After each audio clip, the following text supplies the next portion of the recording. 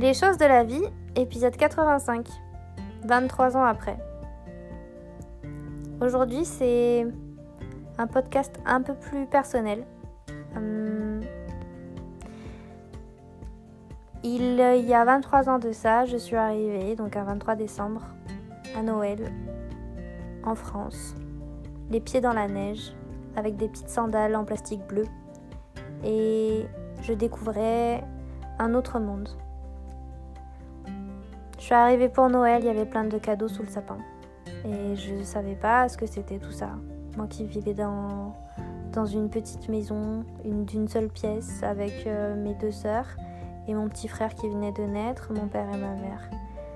J'ai été adoptée donc à l'âge de 5 ans. Et j'ai été propulsée comme ça, catapultée dans un autre pays. D'un coup. Je suis arrivée dans une famille aimante, bien sûr. Et aujourd'hui, avec du recul, je n'ai jamais voulu retrouver mes racines parce que je les avais déjà. Depuis toute petite, je sais d'où je viens, je sais à qui je tiens et à qui je ressemble.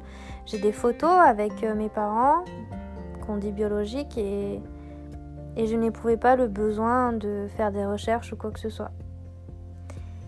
Et il y a 2 jours, en fait, j'étais en train de travailler avec ma mère à côté de moi et le téléphone a sonné. Et il y a quelqu'un qui m'a dit « Est-ce que vous êtes née au Vietnam ? Est-ce que vous appelez bien Fleur ? Et est-ce que vous avez été adoptée ?» Voilà, c'était des questions un peu bizarres. Alors j'ai rigolé au départ, j'ai dit c'était un petit peu intrusif quand même. Je me suis moquée de la personne qui était au bout du fil.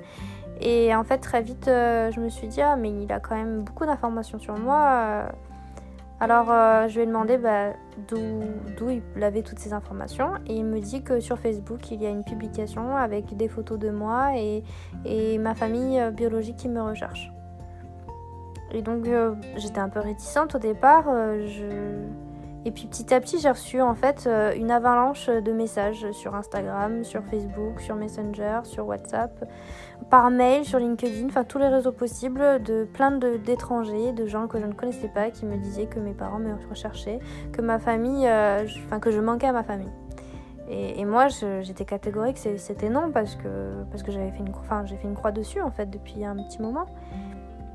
Et puis finalement, il n'y a que les cons qui ne changent pas d'avis.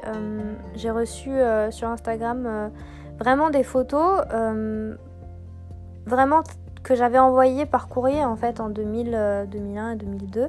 Donc c'était pas un mensonge, ça pouvait pas être une arnaque, ça pouvait pas être un mensonge. Il y avait même d'une photo dans un cadre et des photos de moi avec ma famille ici française. Et je me suis dit, il faut quand même que je leur réponde. Et donc, je suis tombée sur... j'ai traduit, en fait, avec Google Traduction. J'ai traduit les messages que j'ai reçus donc, de ma sœur. Et donc, c'est à elle que j'ai parlé en premier. Elle me dit, est-ce que tu es bien Tiang, ma sœur, voilà, ça fait 23 ans, blablabla. Donc, on a discuté un petit moment, moi, avec Google Traduction. Et puis, le lendemain...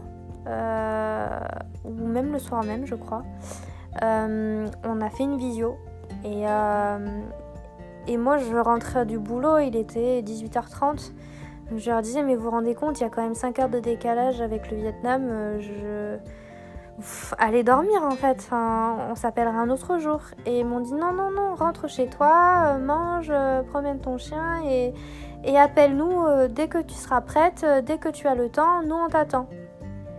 Donc bon, il devait être 19h et donc chez eux, il était quasi minuit.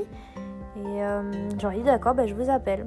Donc je les ai appelés, ils ont dit non, mais on t'attend. Et ils ont attendu 23 ans, donc forcément, attendre 1 heure ou 2 heures, c'était rien pour eux. Et en fait, ils se sont mis on s'est appelé par visio et ils se sont mis un par un à pleurer parce que sous le coup de l'émotion, et ils étaient très contents de me voir, qu'on puisse se voir et parler. Et heureusement, ou bien heureusement, oui, il y a une des personnes donc, qui n'est pas de la famille, mais qui parle un petit peu français et qui a fait la traduction pour nous.